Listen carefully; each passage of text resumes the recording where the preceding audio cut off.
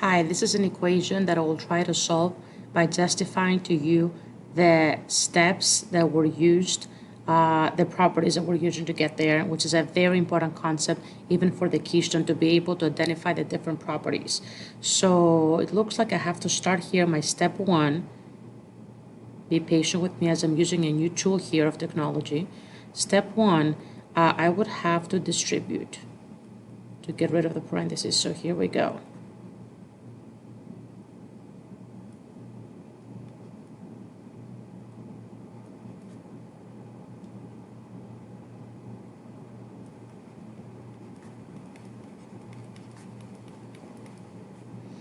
So I use distributed property, and we don't have to write the whole word here. There we go. That's my step one. Now I'm looking what I'm dealing with, and I see some like terms. So what I'm gonna do now is I'm gonna put the like terms kind of close to each other. So we have a positive times a negative here is negative. So I'm gonna put this together, and then I'm going to put my numbers together. I have the 6 and the negative 14. And then I will leave the other side the way it is for now. So to justify this step, which is step number 2, I used commutative property of addition, which means I'm allowed to switch the order of the terms.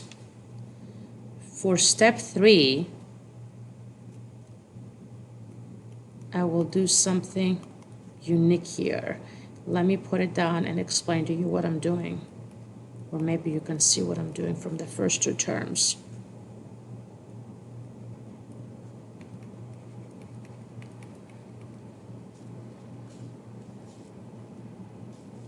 So what I did here is, because the first two terms are sharing an x, I took that x out. So this is kind of the distributive property, the opposite direction.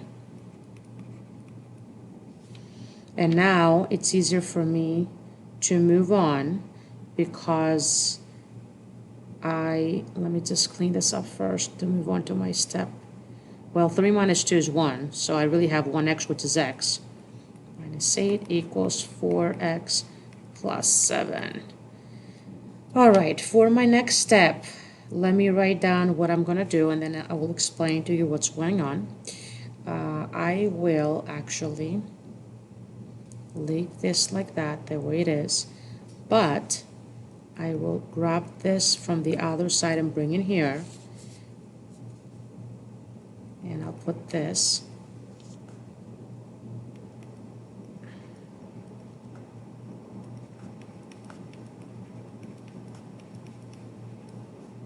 Okay, so if you are trying to check what I did in step 4, I'll explain to you in a little bit. I used the additive property of equality, which means I can add the same number to both sides or subtract, and I'm still going to keep the balance. So additive property of equality. There we go. That's step 4. Step 5.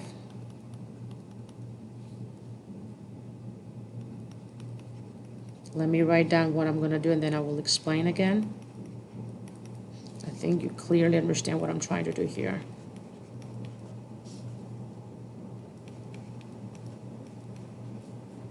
So I put my like terms one besides the other, and this is what we have used before also, the commutative property of addition.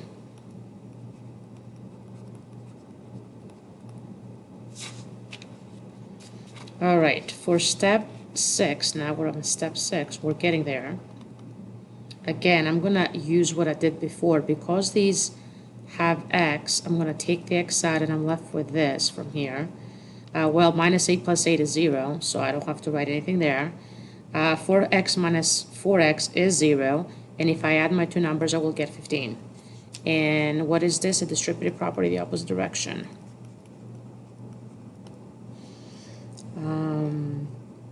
I can, 1 minus 4 is negative 3. There we go. And for my step 7, I will have to get rid of the factor of -3 because remember, my goal is to get x by itself.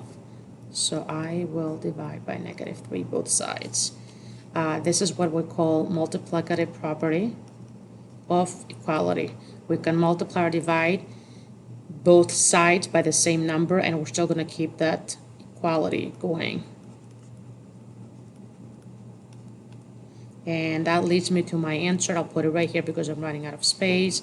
Of course, a positive or negative is negative, and my answer would be x equals -5.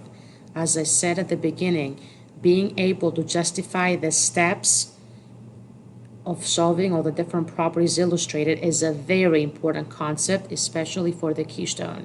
So please be careful and make sure you understand your properties.